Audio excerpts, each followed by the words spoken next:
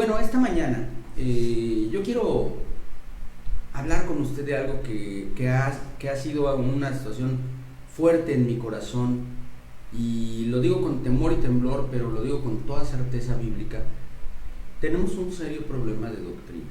La palabra doctrina es una palabra latina que quiere decir enseñanza, nada más, pero se ha utilizado y tiene como significado coloquial en la iglesia uno muy claro. La doctrina es la enseñanza de los principios, preceptos, decretos y ordenanzas de Dios para nosotros, para su pueblo, para su iglesia. Por lo tanto, la primera afirmación que yo hago es que no hay muchas doctrinas, no hay diversas doctrinas, porque la doctrina a final de cuentas se convierte en un sinónimo de evangelio. Solo hay una doctrina, no hay muchas. La doctrina es aquello que la Biblia nos enseña acerca de Dios. Cualquier doctrina diferente a la de los apóstoles es herética. Cualquier doctrina diferente a la que fue vaciada por el Espíritu Santo cuando fue escrita la Biblia es herética. La Biblia contiene toda enseñanza que Dios le dio al hombre. Cualquier enseñanza extra bíblica, y peor todavía antibíblica, es herética. Una herejía es un error persistente y necio. Eso quiere decir herejía. El hereje no es una persona malvada, es una persona que está equivocada y no quiere oír razones. Ese es el hereje, ¿no? Y hay muchas iglesias que han convertido en doctrina cosas que no lo son. O sea, enseñanzas que son pastorales, es decir, son enseñanzas que tienen que ver con la forma de vivir la vida cristiana en el aquí y en el ahorita del momento de una iglesia, y que pueden ser correctas, pero no son doctrinas, solamente son enseñanzas pastorales que tienen como objeto ayudarle a la iglesia a caminar en santidad, a caminar en bendición, a caminar en la luz de Cristo, pero que pueden cambiar dependiendo de la época. La doctrina no cambia. La doctrina de los apóstoles es la misma hace 2000 años, hoy y hasta que Cristo venga. Amén. Esa no cambia. Vamos a poner un ejemplo. En el siglo XVI, por primera vez, unos cuantos locos protestantes pusieron sillas en las iglesias para que se sentaran las personas de la tercera edad. Antes del siglo XVI, el culto se atendía de pie. Todo el culto, lo que durara, fueran católicos o fueran protestantes, ortodoxos o lo que fuera, todos paraditos delante de la presencia del Señor, nada que sentado. A alguien se le ocurrió la idea de decir, bueno, vamos a poner unas bancas porque hay personas que de veras no aguantan. Cuando termina el culto, sobre todo los ancianos y los heridos, salen muy, muy mal.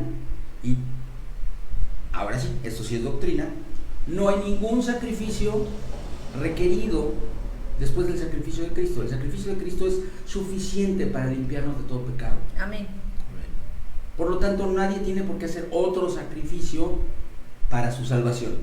Nosotros hacemos sacrificios por la obra de Dios, hacemos sacrificios con gusto, porque a veces la cosa se pone difícil en la vida cristiana, pero eso no compra la salvación, eso no nos hace mejores cristianos, solamente pues, son las circunstancias de un buen soldado de Jesucristo.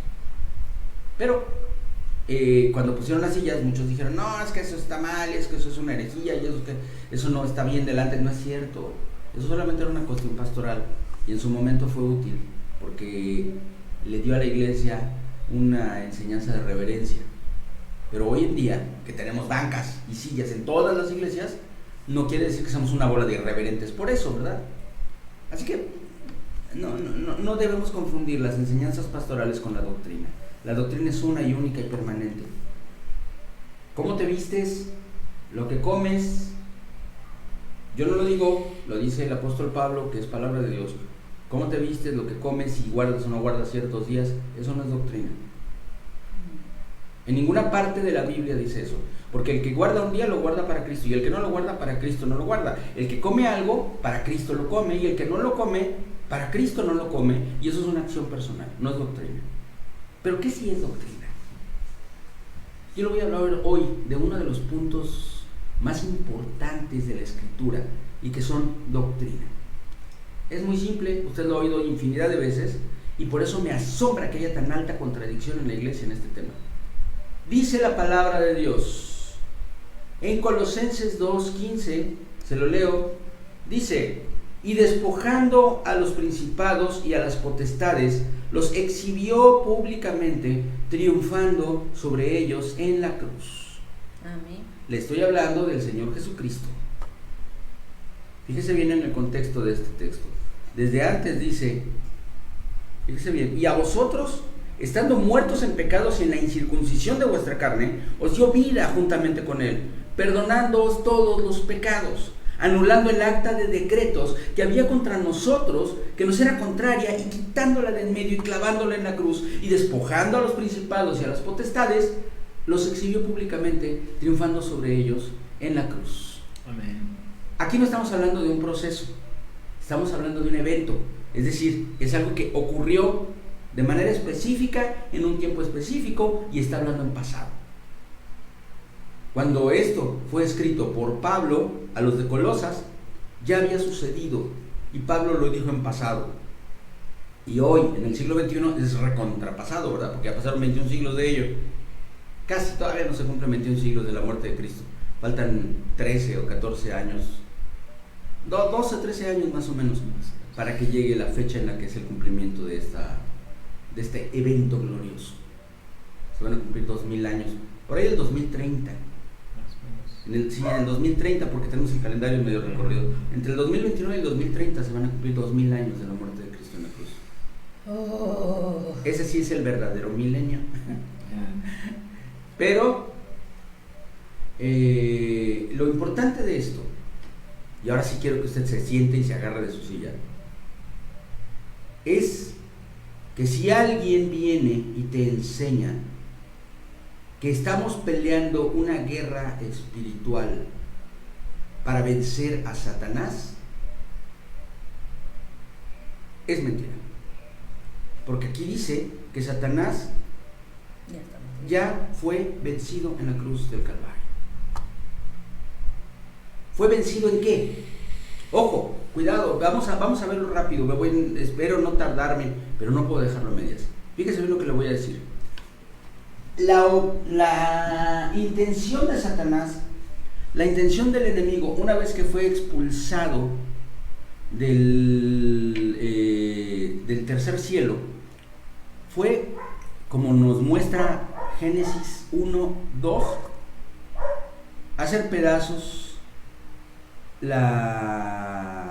lo que había en el universo al que fue enviado, el universo del cual Dios creó, el universo en el que vivimos hoy. Hay otras creaciones que no nos competen y por eso la Biblia nos lo dice, pero es evidente que antes de que existiera lo que hoy conocemos, ya había cielos y tierra devastados, y ya había ángeles, y ya había potestades. La rebelión de los ángeles de la que habla Ezequiel ocurrió antes de nuestra creación. Cuando nosotros fuimos creados, ya Satanás era Satanás, ya había sido expulsado del cielo y ya había pasado todo eso. ¿Y qué fue lo que hizo Satanás? Lo primero que hizo fue tratar de destruir la creación y de enseñorearse. Y lo logró. ¿Sabe por qué lo logró? Porque Adán, ya hablé de eso, no fue Eva. Eva fue engañada. Adán no fue engañado. Adán fue un burro. Adán le entregó a Satanás un principado que le había sido designado a él. Dios le dijo a Adán que se enseñoreara de este mundo, de esta tierra, que nombrara las criaturas y que gobernara este mundo, y ahí va Adán a entregarle el principado a Satanás. Por eso nosotros leemos en el Nuevo Testamento que Satanás es llamado el príncipe de este mundo. Sin embargo, esa frase no la va usted a encontrar en las cartas paulinas. Esa frase la va a encontrar en el Evangelio, en los Evangelios. ¿Por qué? Porque ya vino Jesús. No, porque no había muerto en la cruz todavía Jesús. O sea, todavía era el príncipe de este mundo. Le había por un hombre, por Adán, entró el pecado a este mundo. Y por un hombre salió. Por un hombre fue vencido el pecado. Por Cristo Jesús, en la cruz del Calvario. Y en el momento en el que Jesús murió en la cruz, se cumple la palabra que dice: y despojando a los principados y a las potestades, los exhibió públicamente, triunfando sobre ellos en la cruz. Amén. La muerte de Cristo en la cruz restaura el reino de los cielos en esta tierra, porque hay iglesia allá, porque hay hombres y mujeres que han sido lavados y comprados por la sangre de Cristo. Amén. Y que por lo tanto tienen la potestad de ser hechos hijos de Dios y de gobernar la tierra en el nombre de Jesús. Por supuesto, esto sí es un proceso. Es decir, el evento de la muerte de Cristo en la cruz vence a Satanás. El que nosotros seamos restaurados a la posición que Dios diseñó para nosotros originalmente es un proceso que se llama santificación. La santificación no es que nos vayamos volviendo cada vez más mochos y que nos demos golpes de pecho cada vez más fuertes. Santificar no quiere decir encerrar en una cúpula de cristal. Santificar es apartar algo o a alguien para un fin determinado, que ya no se use para otra cosa. Cuando tú santificas, es decir, cuando tú apartas una cuchara en tu casa que dices, esta cuchara es para el café, ya no la usen para otra cosa. Yo tengo una, en donde tenemos nuestro café, hay una cucharita ahí metida que no sirve para otra cosa que para servir el café. Siempre se mantiene limpia y siempre se mantiene seca, porque cuando tú la mezclas con otras cosas altera el sabor del café. Entonces, para que el café siempre sepa lo que debe saber, utilizamos una cuchara que no se usa para otra cosa, solamente para el café. A lo mejor va a decir que soy muy sangrón con mi café, pero sí. O sea, esa cuchara está, desde un punto de vista del significado de la palabra, santificada para eso. No quiere decir que ya no sirva para nada o que tenga que quedarse guardada. Quiere decir que sirve para una sola cosa. Está apartada para el servicio a Dios. La santificación es el proceso mediante el cual nuestros actos, que antes tenían otros propósitos, cada acto, nuestro amor por nuestra familia, nuestro trabajo, nuestro estudio, nuestra relación con las otras personas, incluso nuestro sueño, todo se va convirtiendo cada vez en una forma de darle la gloria a Dios.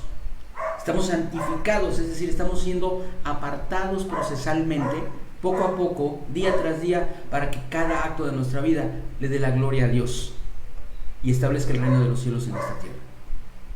Establecido esto, ahora vamos al término que le digo que me preocupa mucho. Ya me metí un montón de tiempo, ya voy a terminar. Y es el término guerra espiritual. ¿Existe la guerra espiritual? Sí. Pero ¿por qué estamos peleando? Ahí es donde está el problema. Ahí es donde yo quiero que usted medite profundamente en todo lo que hablamos en estos últimos minutos. La guerra espiritual no es para vencer a Satanás y arrebatarle el principado de este mundo. Eso ya lo hizo Cristo. Nosotros no estamos peleando una guerra en la cual estemos echando la mano a Dios para vencer al diablo. Dios no nos necesita para eso. Él ya lo hizo. El acto de la cruz no fue un acto bélico, fue un acto jurídico. Satanás no fue vencido a golpes en la cruz. Satanás fue vencido en la cruz porque todo derecho legal que nosotros le dimos a Satanás por causa del pecado fue anulado. Colosenses 2:14, fue anulado por la muerte de Jesucristo en la cruz, y Él se quedó sin derechos. ¿Qué es lo que estamos peleando entonces? Estamos peleando nuestras propias almas y las almas de aquellos que nos ponen enfrente, pero no es una lucha en la cual nosotros tengamos que vencer a Satanás, porque Él ya fue vencido. Es una lucha en la que tenemos que vencer nuestra carne, para que nuestra carne sea sujeta al Espíritu y nos rindamos a los pies de un Cristo triunfador. Amén.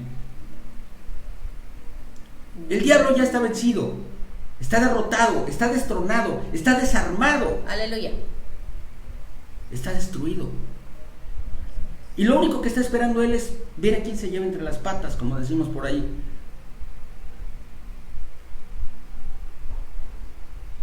Pero él ya no tiene la menor esperanza de recuperar el principado de este mundo que nuestro padre Adán le concedió por burro, porque Cristo ya lo venció.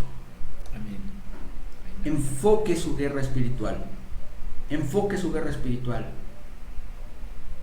Usted está peleando por su alma. Levántese todos los días y examínese a sí mismo. Y mire qué cosas tiene que entregarle a Cristo hoy.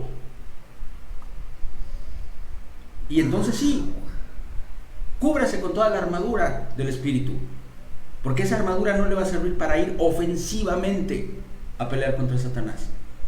La armadura del Espíritu, la armadura, cualquier armadura, es defensiva. No esgrima la palabra de Dios matonamente correteando al diablo. Resista al diablo. El diablo va a venir a usted, no necesita buscarlo. Pero dice la palabra, resistid al diablo y huirá de vosotros. Esa es la guerra espiritual a la que fuimos llamados, a ser santos, apartados para Dios. No pierda el tiempo pensando de día y de noche en Satanás y cómo le va a cortar la cola y las patas. Todo acto de desarme, todo acto de derrota, todo acto de guerra ya fue ejecutado hace muchos, tal vez millones de años, cuando fue expulsado del cielo. Luego vino a la tierra y se quiso enseñorear por causa de nuestro pecado, pero aún eso ya está determinado, porque Jesucristo fue a la cruz, murió por nosotros y despojando a los principados y a las potestades los exhibió públicamente, triunfando sobre ellos en la cruz. Mediten en ello.